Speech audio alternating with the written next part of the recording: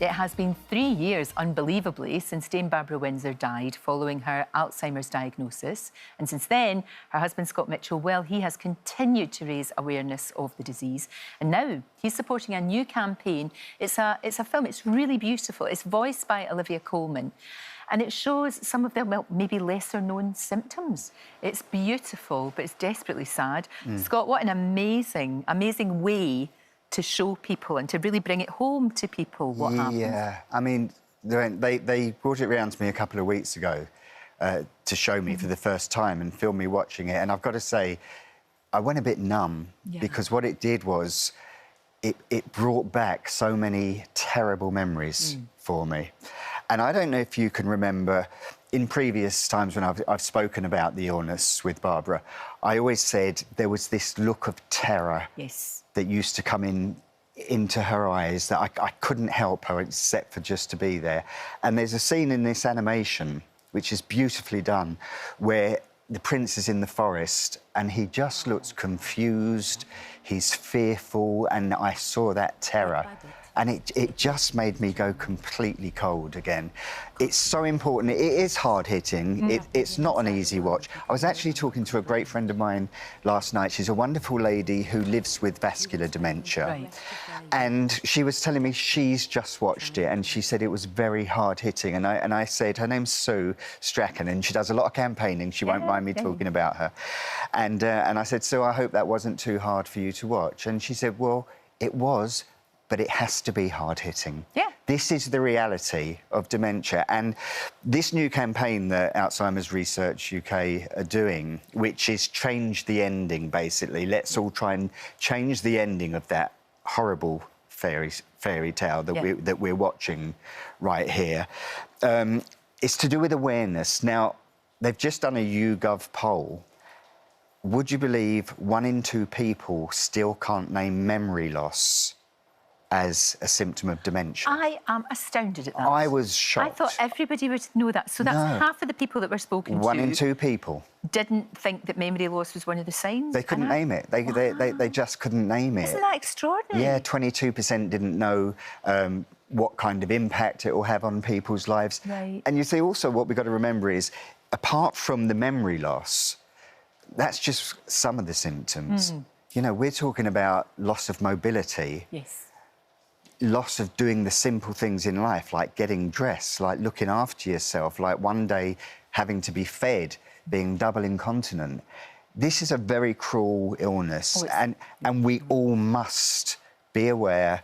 We need to get behind research. We all need to be asking questions of our MPs, we really do, and saying, come on, what's happening? This is still the #1 killer, and it kills more women than it does men, unfortunately. And we need, I mean, that's why the work that you do and the work that, well, everyone does who helps with this horrible illness, it's so important. And that legacy, Barbara's legacy, you know, her army and all of these things, you know, the fundraising and the research and all of that. Yeah, no, it's really very important. And of course, you know, apart from Barbara campaigning herself at the beginning when we went to Downing Street to see Boris Johnson about better care for dementia all round. Well, thank God they have doubled the dementia research to 160 million, and the current Prime Minister as well honoured that, although it wasn't him who put it in place.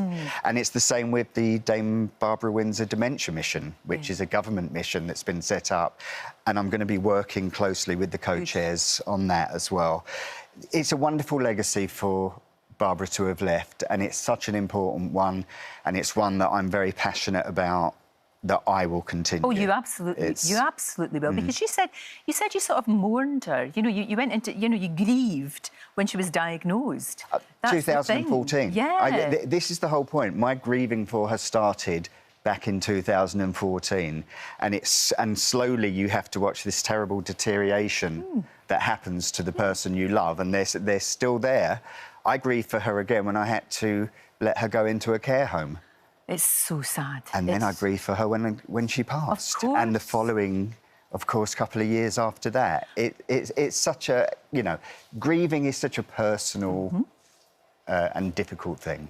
She also said to you, though, obviously, you're devastated, it's awful, but she did say, make sure you find happiness. Yes. Make sure she sort of, if you like, gave you permission. You know, she said, look, find someone else. Don't be lonely. Yeah. Don't be by yourself. Yeah, she was such lovely. a generous lady. I She was know. such a generous spirit. She always used to say that, I'll go first, be upset, be heartbroken, but once you've got through that, please live the best life you can. Which is what you're doing. And that's exactly lovely what... Tanya, which is fantastic. I'm very, very lucky. You know, it started as an incredible friendship and it's developed into more. And we're very happy. She's off on tour, doing Calendar Girls, taking her clothes off every night in the musical. But no, it's really lovely and she's incredibly supportive of the work I do for the campaign. So I have no fears there or worries that, oh, it's about my late wife. Sure.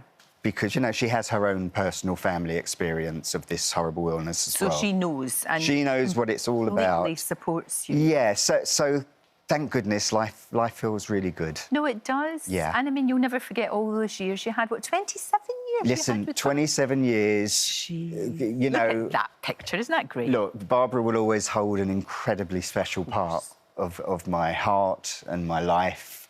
It's half my life I was with her, literally. Wow. So, you know, she was an incredible lady, but me being miserable now or alone is not going to bring her back. No, and she wouldn't want that. And she wouldn't want that. No, of course I know the one person who would be really happy for me is Barbara Windsor. Oh, that's fantastic, as are we. Scott, thank you, as always, for coming in. And please do make sure that you have a look at that. You can get it online. Yeah. It's absolutely... It's beautifully done, but it is hard-hitting. It'll probably make you cry, but it's well worth looking at. Absolutely. Thank you so much. Thank you.